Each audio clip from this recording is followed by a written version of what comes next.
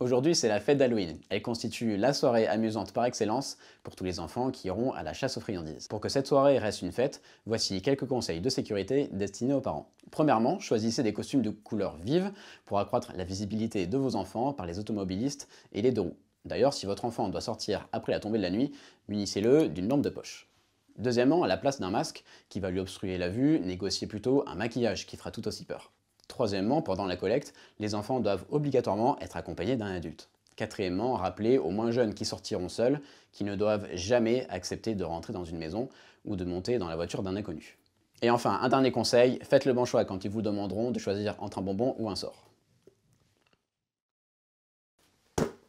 La Coupe du Monde du rugby s'est achevée samedi. Le temps est donc venu de tirer le bilan de cette compétition internationale qui s'est tenue en France. En quelques chiffres, ce sont près de 2,4 millions de spectateurs, dont 600 000 étrangers, qui y ont participé. Pour protéger toutes ces personnes, pas moins de 5500 forces de sécurité en moyenne chaque jour étaient présentes sur les sites, avec au plus fort un engagement de 11 000 policiers et gendarmes par jour.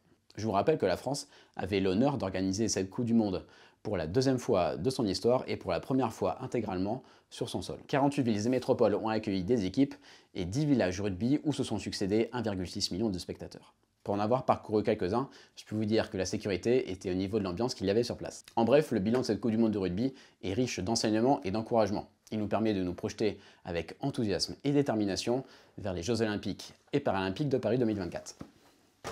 On vous a déjà parlé de la CRS 8, cette compagnie républicaine de sécurité qui compte 200 effectifs, prête à intervenir n'importe où et n'importe quand en un temps record et qui est spécialisée dans les violences urbaines. 4 nouvelles CRS sont en cours de création. Elles seront équipées et formées de la même manière que la CRS 8 et basées aux 4 coins de l'Hexagone. La 81 sera à Marseille, la 82 à Saint-Herblain proche de Nantes, la 83 à Chassieux à côté de Lyon. Elles verront le jour courant du mois de novembre. La quatrième, la 84, sera basée à Montauban. Elle ne sera opérationnelle qu'à partir de mars 2024. Le décret prévoit que les compagnies républicaines de sécurité, dites unités de force mobile à projection rapide, sont un des éléments majeurs de la force publique, placés sous l'autorité du ministre de l'Intérieur et des Outre-mer. Ces nouvelles CRS devraient compter environ 170 agents. Cette création s'inscrit dans la lutte contre les violences urbaines, le trafic de stupéfiants, mais également dans la volonté de renforcer les effectifs de police locaux dans le dispositif Place Net qui vise à ramener la quiétude dans les quartiers sensibles.